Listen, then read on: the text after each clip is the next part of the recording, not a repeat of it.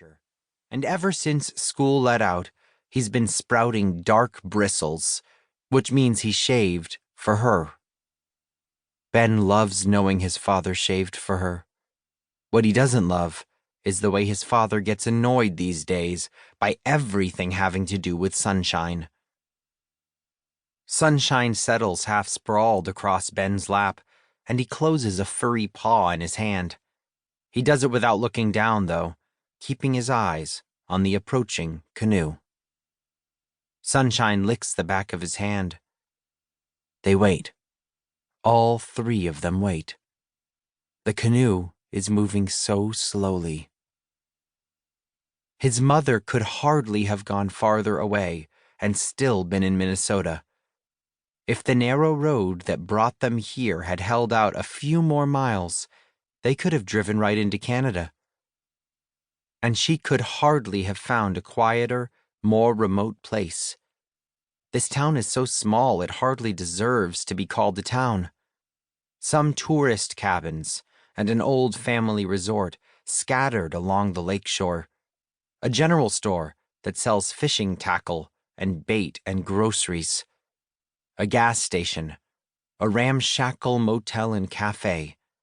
A few houses. A fish leaps out of the water not far away.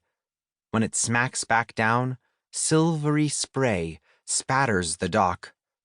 "Hey," his dad says, "that was a big one."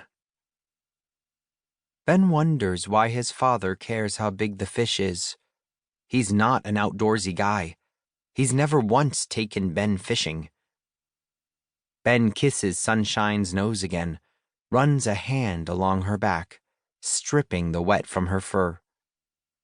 Dad sighs and drapes an arm around Ben's shoulders. Ben ignores the familiar weight, the warmth. He concentrates instead on Sunshine, moving his hand from the top of her head to the tip of her long, plumed tail in exaggerated sweeps. "I'm not sure what your mother will think," Dad starts to say. Ben interrupts. "She knows about Sunshine, doesn't she? You've told her?" Surely they've talked about the problem of his dog during one of their phone conversations. His father shakes his head. Ben considers that. So she doesn't know. Well, okay. Then maybe her mind won't be made up. What else does she not know about him? She probably doesn't know that sometimes he hangs around his friends' houses just to see if their mothers will notice him. Dad has told him just about everything about her.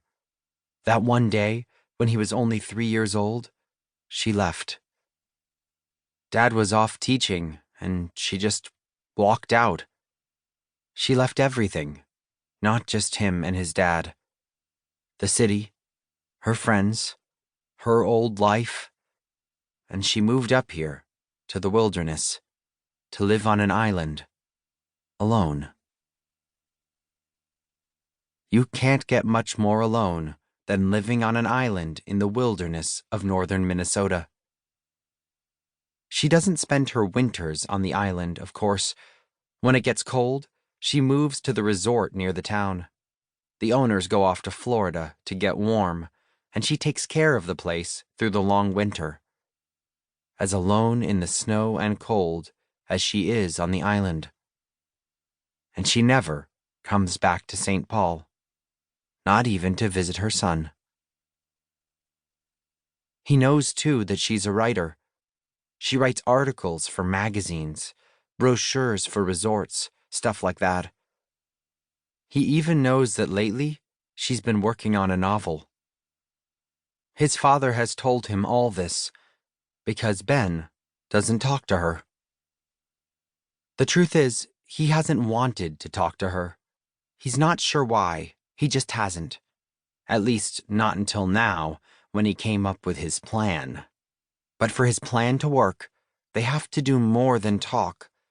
They have to see one another, get to know one another.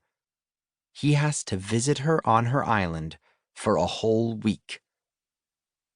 Dad didn't like the idea at first. He said Ben...